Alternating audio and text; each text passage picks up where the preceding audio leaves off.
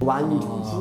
왕지. 예. 왕씨네. 중국 남부 지방의 사람인데 예. 본래 명나라가 해외에 교류 자랑했습니다. 예. 그러니까 어쩔 수 없이 밀무역을 밀무역. 했습니다. 예. 그리고 동남아시아 같이 가가지고 일본에 갔다가 여러 가지로 지배자가 연결을 하고 도시 발전에 기여했어요. 그런데 나도 오늘 명나라 즉 중국 사람이 외국의 두목이 되어서 일본까지 가서 밀무역을 하였다고 합니다. 실제 일본의 어느 지역에서 밀무역을 하였습니까? 나가사키현 히라도 집안에 예. 주택이 있었어요. 예. 그런데 동산이 있죠. 예. 일본의 군대에 논산이 있고요. 그런데 왜 중국 명나라 외국 두목을 해적 두목을 그렇죠. 재밌는 이야기인데 일본에 동상을 세웁니까? 왜 그렇다고 생각합니까? 반대로 질문. 왜 도덕이 오야분 일본에 제가 생각하기로는 그 아까 좀 그 나쁜 짓도 많이 했지만은 하지만은 이렇게 그 무역을 통해서 일본 사람들의 문화라든지 일본 사회를 발전시켰던 하나의 영웅으로 추대되는 그런 역할을 하지 않았습니까? 박수 한번 치겠습니다. 우리 전차님 우리 바로 외교의 또 한 분의 적명입니다. 예. 그 당시에는 세국 정책으로 외국과의 통상 교류를 막았습니다. 예. 그러나 실제로 필요한 것은 밀무역업자들이 이렇게 서로 소통을 통해서 밀무역하게 됩니다. 그 밀무역업자가 외국이었다는 겁니다. 유럽에서는 뭐라고 부른다고요? 해적. 해적. 예. 예. 물론 해적 행위도 했어요. 예. 예. 그렇지만은 사이드 비즈니스로 교류도 했습니다. 예. 그 당시에는 해군이 없었습니다. 여러분도 혹시 아세요? 유럽의 해군의 전신은 해적입니다. 예. 그렇다면은 여기에 한일 간의 관계에서 그 당시에는 해군이 없었는데 해군의 모태는 왜군하는 겁니다. 그래서 부정적인 것을 시작되었지만은 훗날은 바다를 지키는 해군으로서 재탄생하게 됩니다. 그 동산은 그 히라도시의 발전에 기여했다라는 것에서 박물관 앞에 동산이 있습니다. 발전에 기여했다고. 기여했다. 예. 그 플러스 부분을 봤죠. 예. 좋은 긍정적인 측면을 보고 이렇게 동상을 외구지만은 해적이지만 세워준다는 겁니다. 예. 그래서 앞에 이야기했지만 우리가 역사적인 인물을 우리가 평가할 때는 부정적인 것뿐만 아니고 긍정적인 것을 함께 보고 긍정적인 측면을 내세우면은 영웅이 되는 겁니다. 영웅이 있는 나라는 선진국이 됩니다. 그러나 부정적인 측면만 보고 역사의 인물을 비하한다면 영웅이 없는 나라가 됩니다. 영웅이 없는 나라는 위대한 민족이 될 수 없습니다. 여러분들께서도 우리나라 역사의 인물을 이렇게 평가하실 적에 넓게 보고 긍정적인 측면과 부정적인 측면을 함께 모아서 부정적인 측면이 있다 손 치더라도 긍정적인 측면이 더 많다면은 우리가 높게 보아야 할 것입니다. 그렇지 않으면은 우리는 우리 스스로를 어떻게 보면은 낮춰볼 수 있는 우를 범할 수 있습니다. 예. 오늘 명나라 외국의 두목을 일본에서 동상을 세우고 자기 나라의 무역에 기여했다고 해서 이렇게 숭상하고 있는 것을 보고 우리가 한번 배울 점 있습니다. 예. 그러면은 그 지역의 경제 발전에 기여한 게 있기 때문에 저런 긍정적인 면이 있는 거잖아요. 예, 맞습니다. 그러면은 부정적인 면은 왜 본토에서 뺏어가지고 도적질해서 와서 그렇지. 사는 거예요. 예. 그러니까 그러니까 이제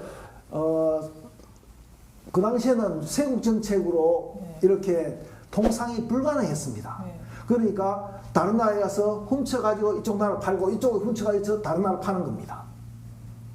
그럼 뭐 예를 들자면 현재 트럼프 대통령의 미국 트럼프 대통령의 관세와는 어떤 관계가 있습니까? 글쎄요. 지금 트럼프 대통령은 마이너스 면이 많이 우리가 볼 수 있지만은 예. 앞으로 역사적으로 볼 때 플러스 면도 아마 있을 겁니다. 그러니까 그거 다 봐야 역사학적 경과를 알 수 있죠. 예. 물론 외교는 나쁜 것입니다만은 플러스 면도 있단 말이죠. 근데 제가 질문하면 예. 예. 지금 왕직이라는 인물은 명나라 때 세국 정책으로 인해서 예. 그게 이제 무역을 활성화할 수밖에 없는 예. 그런 역사적인 배경 하에 나왔잖아요. 예. 근데 왜군은 명나라 이전부터 우리나라 그렇죠. 삼국시대 예. 이전 뭐 이때부터 있었잖아요. 예. 끊임없이 아까 쓰시마 섬에 사람들이 그렇죠. 먹을 게 없으니까 훔쳐올 수밖에 없는 본질은 도둑이고 훔치는 사람이었는데 시대가 바뀌면서 이제 국가가 바뀌고 세국 정책 하에서는 약간 밀무역을 할 수밖에 없는 긍정적인 역할을 한 거라고 봐지고요. 예. 그죠? 그러니까 원래 자체는 좋은 건 아니었죠. 그렇죠. 근데, 그렇죠. 네. 근데 조시대에는 또 그런 역할을 했다는 거죠. 예. 맞죠? 네. 예. 저 동네에서만 통하는 동상이겠죠.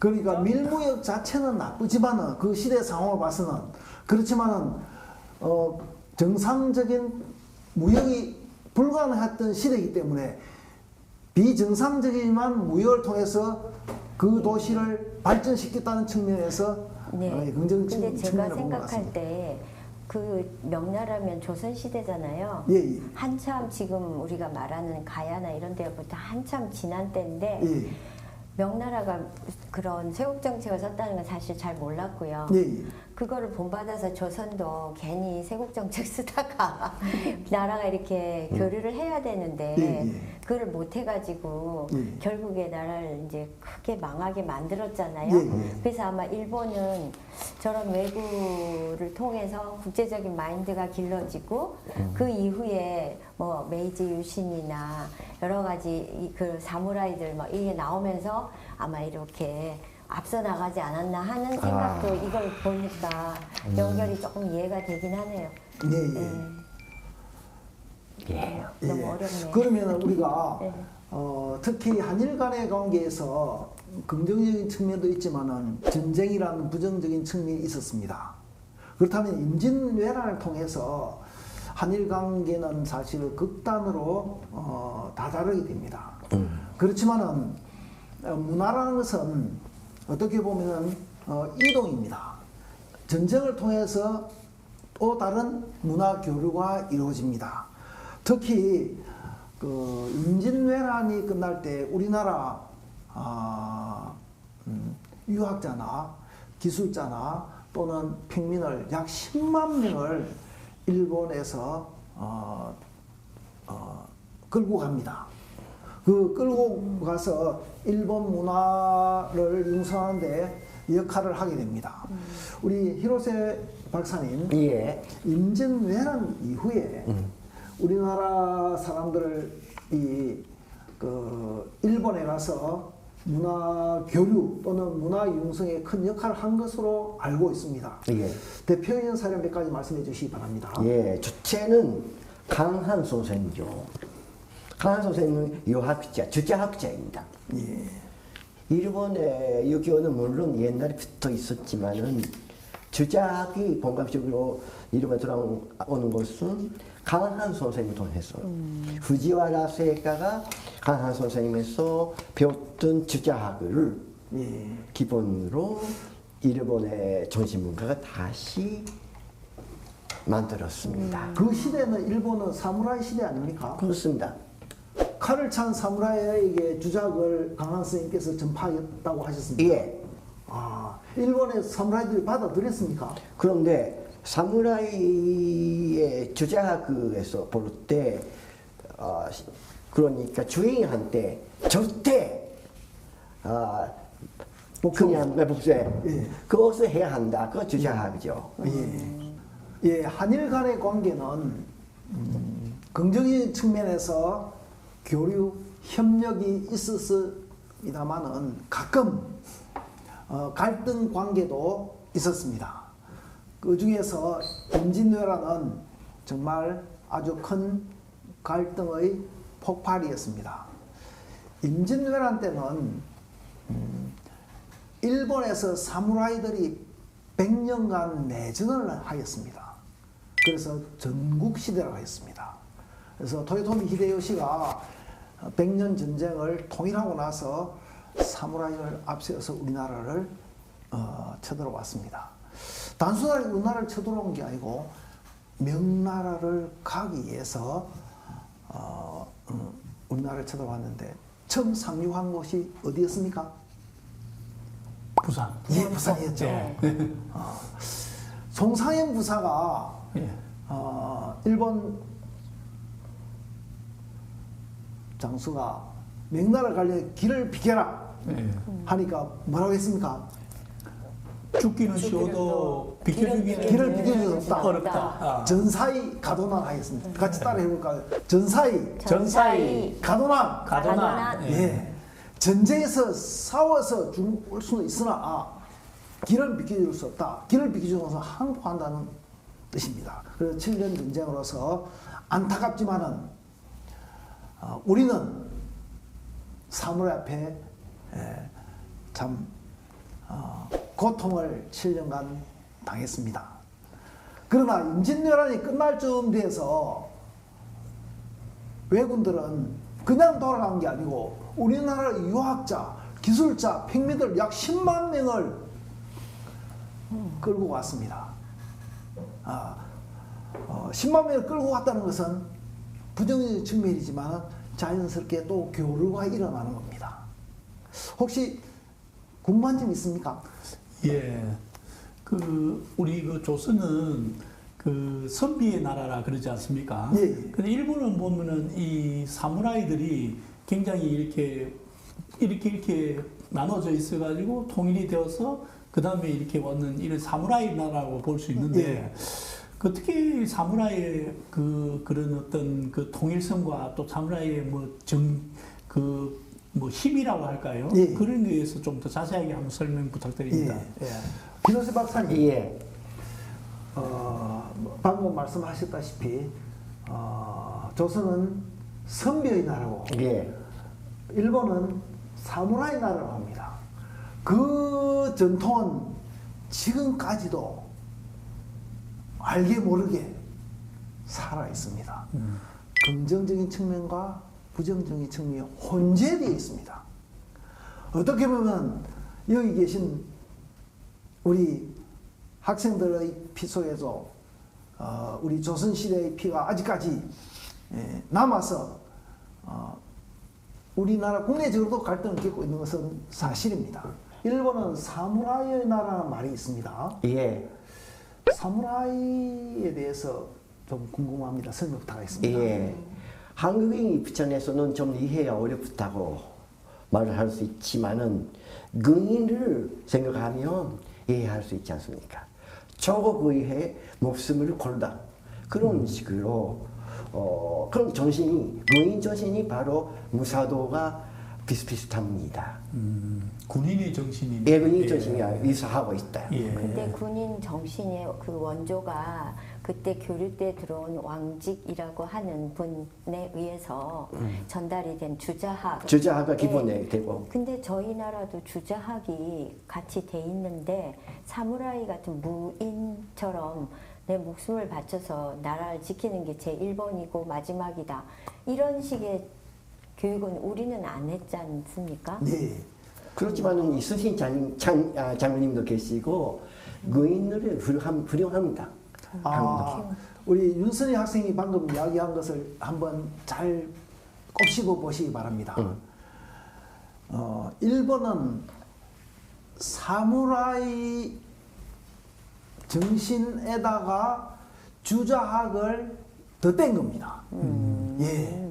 그러면은 우리나라는 사실은 왕도 정치를 유지하기 위해서 주자학을 이용한 겁니다.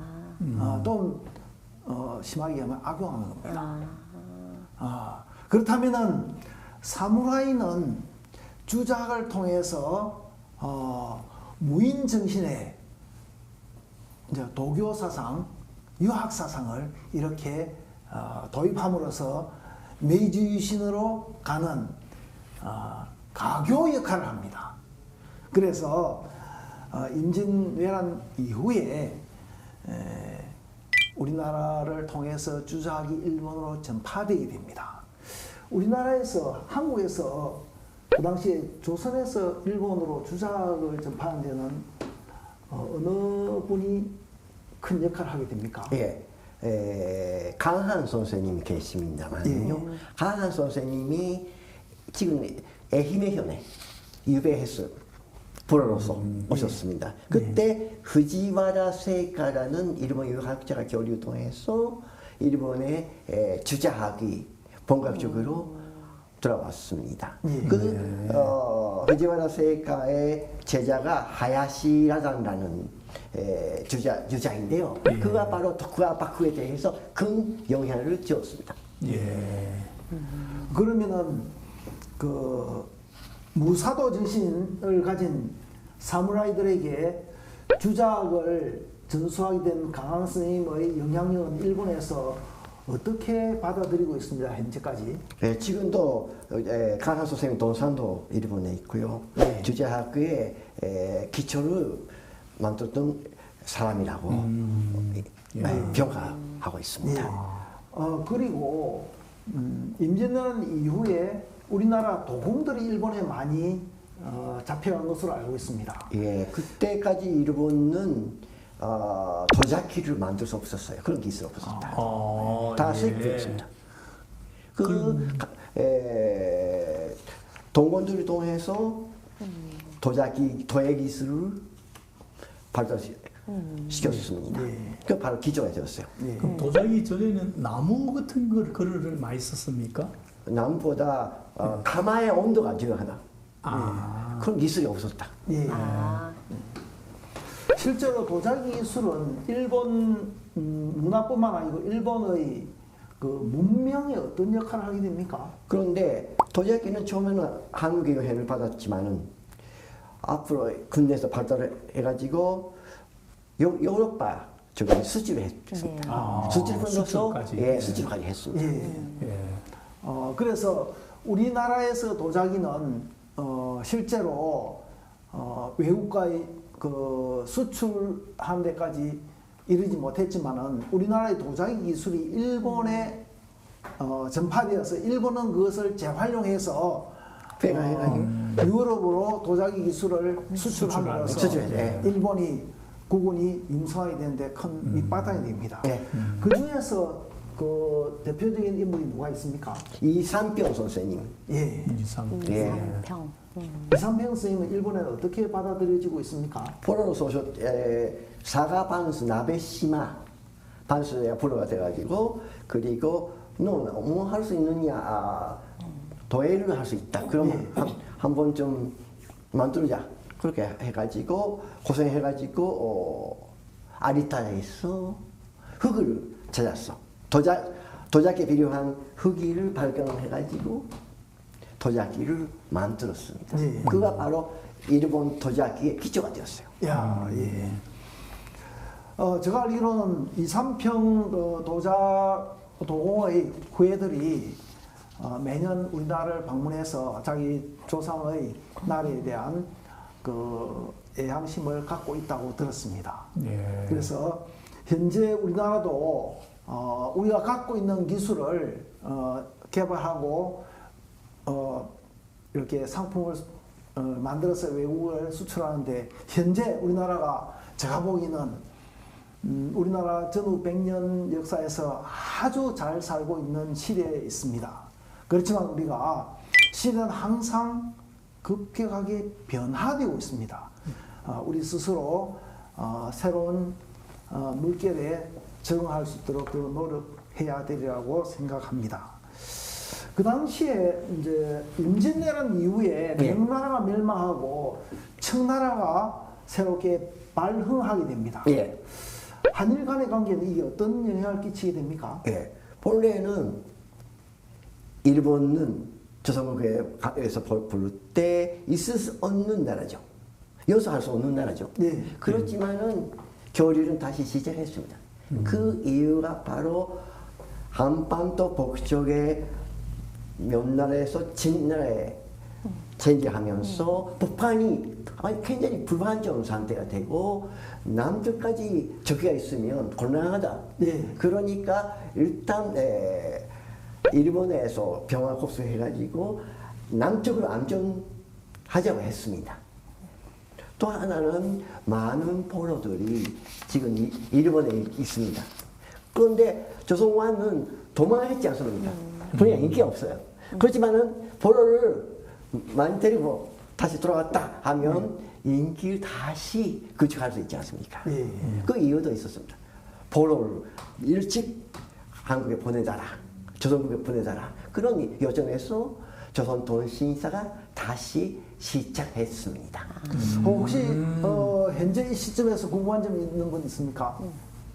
궁금한 학생, 예. 이쯤에 조선통신사 등장합니까? 예, 예. 네. 예. 네.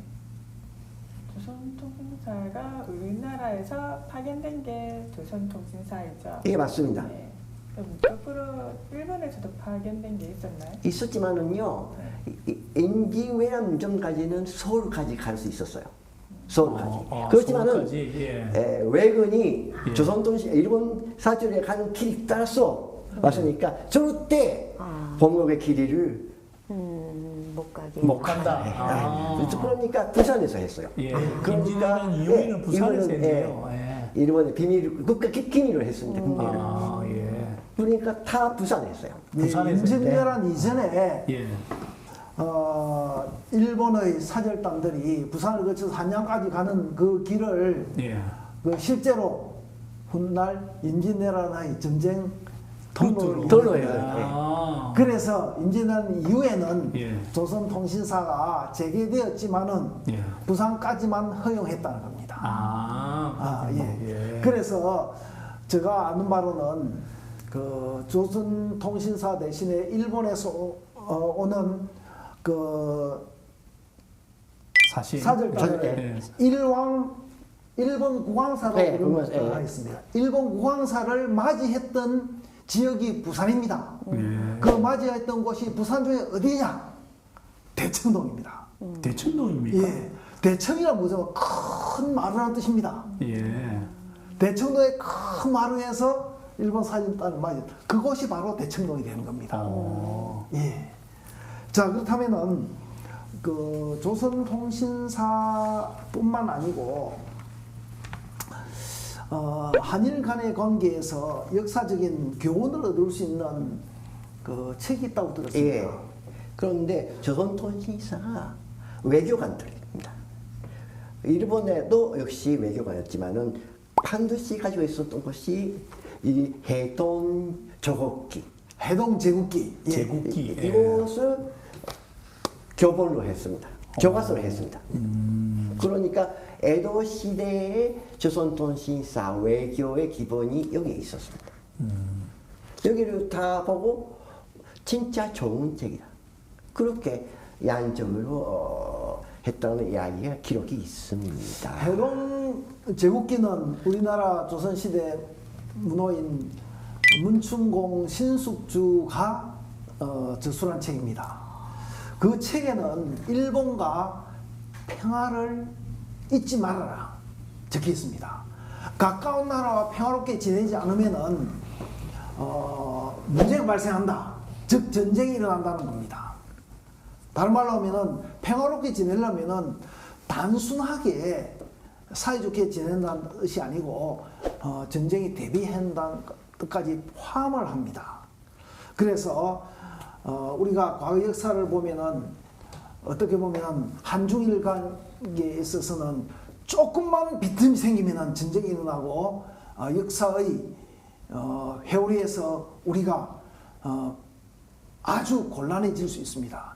제가 보기에는 지금도 역사의 전환점이 있다고 생각합니다. 왜냐하면은 러시아와 우크라이나 전쟁하고 있고 이스라엘과 이란 그리고 지금 전 세계적으로 전쟁의 기운이 안타깝지만 맴돌고 있습니다. 우리 주변에는 중국과 대만 사이의 갈등도 고조되고 있습니다. 중국과 대만의 갈등 고조는 안타깝지만 우리 한반도에 밀어닥칠 가능성이 있다는 것을 역사적으로 보면은 그걸 보듯이 볼 수 있다는 겁니다. 자, 그렇다면은 이런 임진왜란과 같은 그 전쟁 회오리를 다시 겪지 않기 위해서 한일 간의 국교 정상화를 위해서 조선통신사와 일본 오광사가 오고 가곤 했습니다. 예. 그에 대해서 조금 더 구체적으로 말씀해 주실 수 있겠습니까? 처음의 목적은 아까 말씀대로 포로를 일찍 기록시키는 것이었습니다. 그러니까 조선통신사가 통과할 길이마다 마을마다 표시했습니다. 국내 그 외에 가는 곳이 노제안이다. 안심해서 돌아오세요. 제놓고 그리고 보장하겠습니다. 그러니까 난 조선이라고 말씀하시고 같이 돌아갑시다. 그런 내용이었습니다. 그렇지만은 문제가 있었어요. 20년 정도 지났어. 그렇게 되면 어떨까? 거기서 가족이 있잖아요. 그러니까. 새로운 가족, 새로운 일이 더 있잖아요. 그러니까 물론 부모님을 만나고 싶지만은 아들이랑 아내를 그냥 놓고 귀국할 수 있습니까? 없지요. 그러니까 그때 울면서 대가님 가십시오. 그런 비극이 있었습니다. 네, 방금 말씀을 듣고 보니까 임진왜란 이후에 10만 명의 우리나라 유학자나 기술자나 일반 평민들이 일본에 끌려갔는데 그 끌려간 우리나라 사람들을 고국으로 다시 이렇게 모셔오기 위해서 일본에 갔는데 이미 시대가 너무 많이 지나서 많은 사람이 되돌아올 수는 없었습니다. 왜냐하면 성장해서 이미 결혼하고 자식이 있다 보니까. 그래서 결국은 우리나라 사람이 일본에서 정착해 살다 보니까 그 후손들이 아직까지 산다는 겁니다. 그 사람들의 모습은 우리를 닮았겠습니까? 당연하죠. 그래서 일본에는 우리나라 사람들을 닮은, 구분이 안 될 정도로 닮은 사람이 많다는 겁니다. 예. 굉장히 외로운 이야기지만 그가 바로 역사입니다. 예. 그런 조선통신사가 오가면서 실제로 문화교류에는 어떤 역할을 하게 됩니까? 일본은 단시 외국에 나갈 수 없었어요. 그러니까 중국의 기술이랑 서양의 기술을 조선통신사 통해서 많이 배웠습니다. 특히 의학. 의학은 동의보감 있잖아요. 예. 그런 의학, 의학. 그런 것이 배우기 위해 학자들이 많이 가가지고 여러 가지로 비루당을 했어요. 당시 물론 한국말 잘하시는, 조선말 잘하시는 통역자가 있지만은 교류할 때는 비루당이었습니다. 공식적으로 행사 때는 통역은 있었지만은 예. 학자 간의 교류는 빌당이었습니다. 빌당. 글로써. 예. 자, 그러면은 여러분들 혹시 고구마 좋아하세요? 예, 좋아합니다. 고구마를 우리나라에 어느 나라부터 도입해서? 일본. 우리나라에 고구마를 처음 심은 곳이 어딘 거 아세요? 제주도 아닌가요? 예, 우리가 살고 있는 부산입니다. 우리가 살고 있는 부산 영도에 가면은 예. 그 고구마를 처음 심었던 곳이 있습니다. 자, 그러면은 1763년에 조선통신사 조음이 예. 대마도에 가서 보니까 고구마가 있는 거예요. 너무 맛있는 거예요. 그래서 그 밑에 부하들을 시켜가지고 살짝 몰래 고구마 씨를 가져와서 이 영도에 심어가지고 성공해서 전국으로 이렇게 퍼뜨리게 됩니다. 그래서 우리나라의 그 조선통신사의 역할 중에서 이처럼 국가를 위해서 우리 평민을 위해서 얼마나 우리 지도자들이 노력했는가를 알 수가 있습니다. 문익점 하면 무엇이 생각납니까? 목화씨. 마찬가지로 좀 하면은 고구마가 되겠습니다. 그래서 조선통신사는 우리나라의 어떻게 보면은 식량난을 해결하는 데도 큰 역할을 하게 되었습니다. 그런데 왜 사츠마이모라는 말이 있습니까? 예. 본래는 류큐이보, 류큐는 오키나와입니다. 예. 오키나와에서 류큐, 그러니까 가고시마에 나가지고 사츠마이모가 됐습니다. 그가 바로 한국에 가가지고 고구마가 됐어요. 산지와 관계 있어요. 루트와 관계 있습니다. 그리고 조선통신사가 오가면서 조선과의 교류를 위해서 아주 공헌한 에도 시대 유학자가 있다고 들었습니다. 예. 그분에 대해서 조금 말씀해 주시겠습니까? 아메노모리 호슈라는 사람입니다. 예. 사실은 노태우 대통령님이 일본에 와가지고 스피치 할 때까지 예. 아메노모리 호슈가 누구인지 일본 사람도 몰랐어요. 노태우 대통령님이 일본에 오셔가지고 아메노모리 호슈라는 사람이 있어, 교류의 학자라. 그 말을 했으니까 아메노모리 호슈 누구냐 생각하면서 유명한 사람이 되었습니다. 그까지 몰랐어요. 그런데 그 사람은 유학자인데 교류는 서로의 신뢰하고 그리고 절대 거짓말 치지 않고 진심으로 교류하는 것이 바로 교류의 길이라고 했습니다. 그거 기본했습니다. 그리고 교류에는 오하그가 필요하다. 말이 필요하다. 말이 필요하다. 그러니까 대마도에서 아메노모리 호시가 사람이면서 교과서를 만들었어요. 그거 바로 교과서인데 한국말과 일본말을 쓰고 있습니다. 예, 한국말, 일본말이 병지되어 있습니다. 하나는 대머리는 싫다, 보기 싫다. 그리고 양수, 여기는 좀 여름에는 가볍다. 가렵다 열 피부가. 재미있게 공부할 수 있도록 했습니다. 말은 인우가 아는 그런 단순한 말이지만은 이렇게 재미있게 공부할 수 있도록 했습니다. 그런데 재미있는 것이 다 부산 사투리야. 왜 그렇습니까? 부산말 배웠어요. 아이고. 근데 아메리카노 호시가 에도 시대에 조선말을 해독했는데요. 모르는 부분이 많아요. 왜 그렇습니까? 그렇게 하면 경상도 출신의 학생이 그거 바로 경상말이다. 경상도. 왜냐하면 외관도 부산이 있잖아요. 그러니까 다 부산말 소리. 한편 조선돈 신이사는 서울말이죠. 그러니까 서울 양반가 와가지고 동양권은 부산말이었다. 재밌잖아. 일본은 이제 임진왜란을 통해서 그 이후에 조선통신사를 거쳐서 문화교류를 재개하게 됩니다. 그러나 일반적으로는 세국 정책을 씁니다. 그런데 국가는 정책적으로 외국과의 소통을 하였습니다. 그래서 또 새로운 문명을 받아들이게 됩니다. 그 새로운 문명이 뭘까요? 새로운 문명을 받아들이는 통로가 뭘까요? 혹시 궁금한 학생이 있으세요? 질문이. 일본의 새로운 문명, 예. 유신, 메이지 유신. 예. 그렇습니다. 예, 메이지 유신입니다. 메이지 유신에 알고 계십니까? 메이지 유신을 정확히는 모르지만 예. 그 메이지 유신은 그러면 누구에 의해서 일본에 이렇게 받아들여졌는지 그것도 참 궁금해요. 그렇습니까?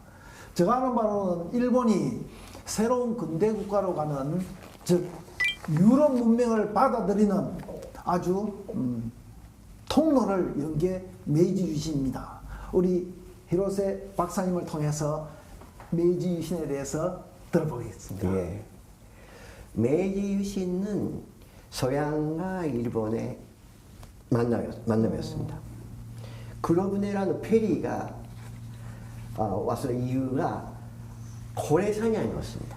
고래사냥. 고래사냥. 예. 네. 당시 대표령에 고래를 많이 잡기 위해 고래 기름을 많이 획득하기 위해 그 은을한 식량이 복으로서 일본의 개국을 요구했습니다. 네.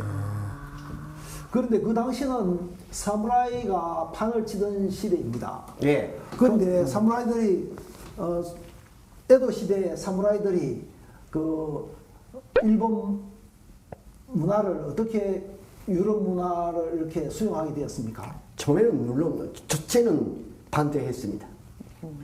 그런데 해외에서 사람이 오지 마라. 교류는 절대 하지 마. 일본은 신국이다. 하나님의 나라다. 그러니까 절대 해외에서 사람이 오지 마시기로 했습니다만은 너무 서양 기술이 선진적이었습니다.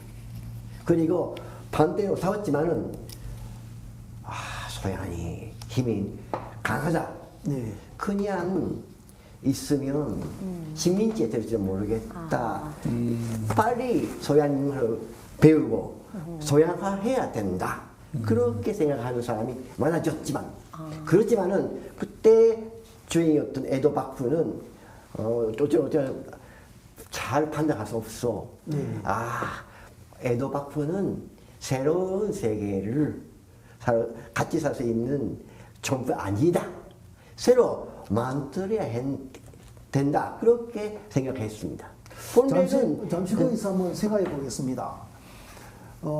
미국 페리 제독이 흑성을 타고 와서 네.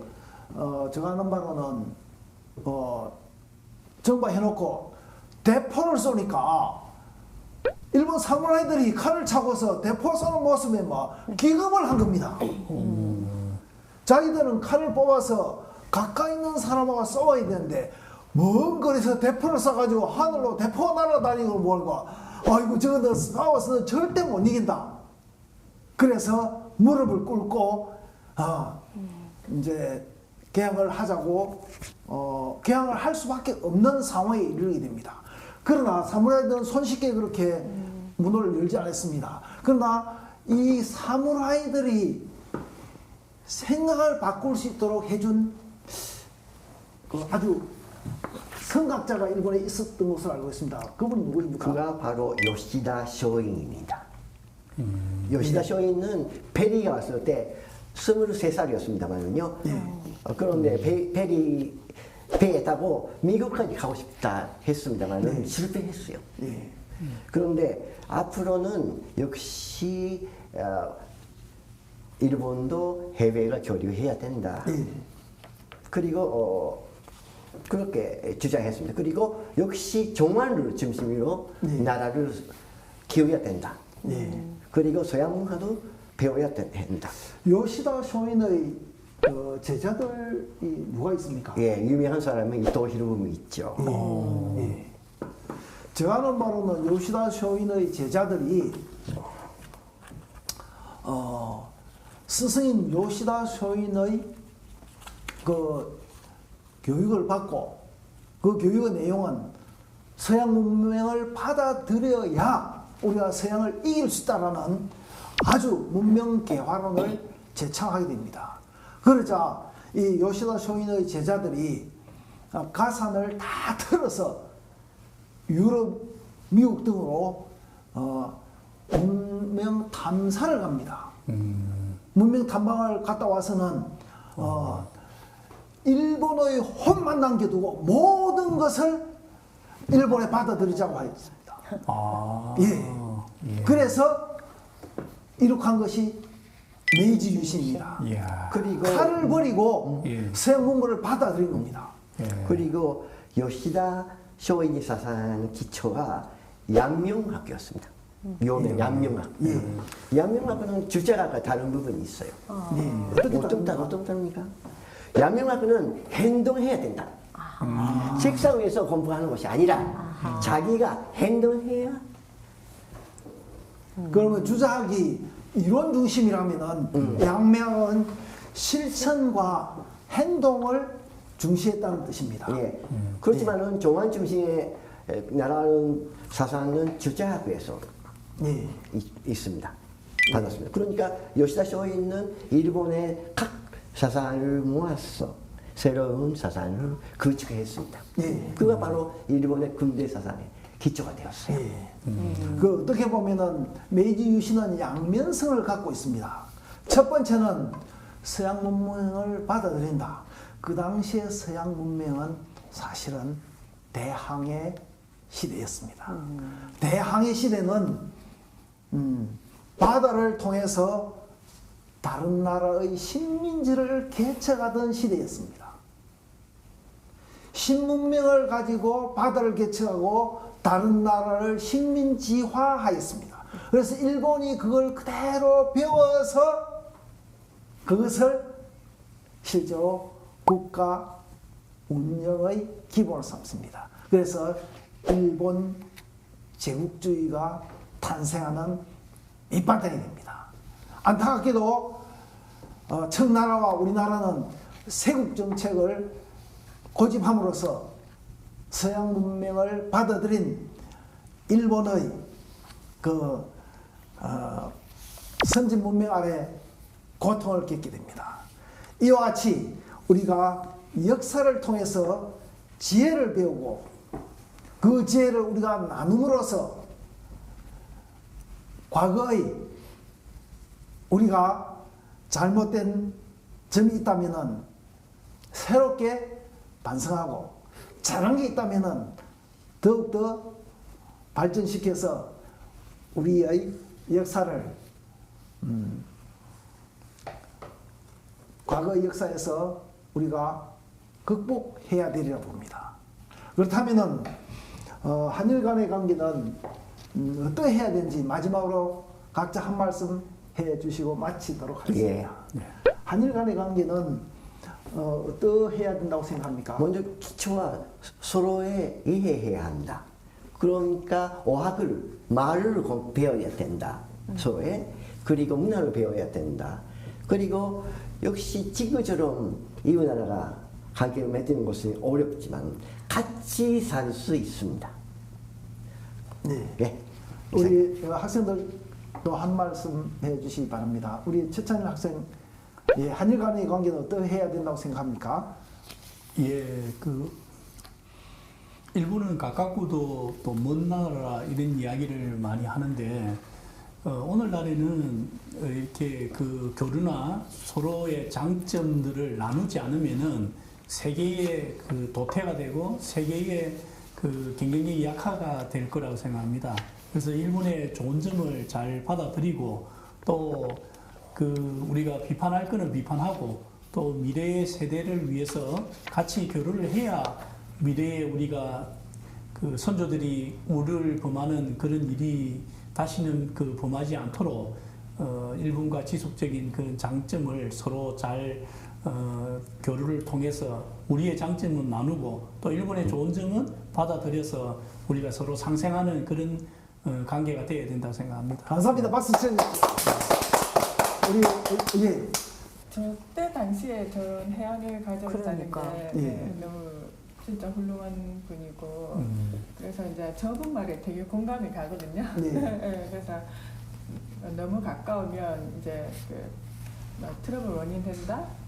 우호 모드가 단번에 치면 원흉이 된다. 뭐 이런 어쨌든 가까이 지내야 되는 거는 맞는 것 같고 그러면서 서로 간에 준 상처가 있잖아요. 예, 예. 그러니까 그 상처 부분에 대해서는 제대로 사과하고 그러면서 잘 지냈으면 좋겠습니다. 네, 감사합니다.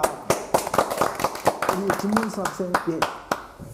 제가 오늘 배우면서 참 많은 걸 느꼈는데요. 저는 일본에 대해서 상처가 더 많다고 보는 입장입니다. 예. 제 입장으로서. 근데 참 우리가 너무나 모르고 내 것만 생각해서 그런 경향이 있다고 생각해서 이제는 우리가 배우고 알고 또 시대가 달라졌기 때문에 예. 아까 우리 최찬일 학생이 말했던 것처럼 좋은 것은 가져오고 또 나누고 너무 옛날에만 매여 있지 말고 서로 잘 지내되 아까 우리 또 김은하 지사님이 말했던 것처럼 사과할 건 하고 그렇게 해서 일본과 우리 한국이 정말 괜찮은 나라로 지냈으면 좋겠습니다. 네, 감사합니다. 우리 민성이 학생. 아까 역사적으로 봤을 때 우리가 가야 백제에 이렇게 문화를 전달해주고 철기도 주고 그랬다고 그랬을 때 제가 잠깐 여쭤보니까 저는 궁금했던 게 그 철기를 그러면 우리나라에서 분명히 제철을 하고 재련을 하고 무기를 만들고 하는 기술이 있었는데 그럼 그것까지 가서 새로 만들어졌는가 했더니 그러지는 않았다 하더라고요. 네. 그건 국가 기밀이었다고. 네. 그만큼 우리나라에서 자체적으로 그 녹이고 뭐 돌을 갖다 녹였는지 모래를 녹였는지 하여튼 녹이는 기술이나 이런 거를 굉장히 했다는 거는 과학적으로 우리나라 우수한 민족이었다는 굉장히 자부심을 느낄 만한 사실인데 맞습니다. 예. 우리 교과서에는 그런 거에 대한 한 줄 언급이 없고 그냥 뭐 총만 뭐 철기를 전해줬다 하니까 무슨 말인지 정확히 의미를 몰랐거든요. 네. 그래서 저는 공부할 때에 학생들에게도 그런 것까지 가르쳐 주면서 우리가 그러나 그렇게 했는데 결국에 최종적으로는 문을 확 닫아가지고 쇄국 때문에 일본이 그 문호를 열고 교류를 통해서 더 크게 빨리 성장했다는 거를 우리도 알아야 되고 네. 그러면서 그걸 현실에 적용을 해야 되기 때문에 지금 현실은 뭐 AI가 모든 걸 대체하고 정말 그런 디지털 문명 이런 거를 우리가 또 어떻게 하면 잘 활용을 할 것인가 그걸 가지고 아이들과 함께 고민해야 되는 시대가 아닌가 그런 답은 제가 아직 모르겠지만 그런 느낌까지는 많은 걸 배우고 생각하게 된 시간이었습니다. 대단히 감사합니다. 자, 여러분 오늘 교류 협력, 갈등, 한일 관계 역사 추적을 통해서 우리가 과거의 역사를 망각하지 말되 과거 역사에 얽매여서 다가오는 새로운 문명을 놓쳐서는 되지 않겠습니다. 우리가 과거를 극복하고 용서가 가장 강력한 복수라는 말이 있습니다. 우리가 과거를 용서함으로써 극복하고 미래를 나아가는 우리 한일 관계 재정립을 위해서 우리가 앞장서야 되려 봅니다. 오늘 함께 해주신 여러분 감사드리고 특별히 함께 출연해 주신 히로세 박사님 감사합니다.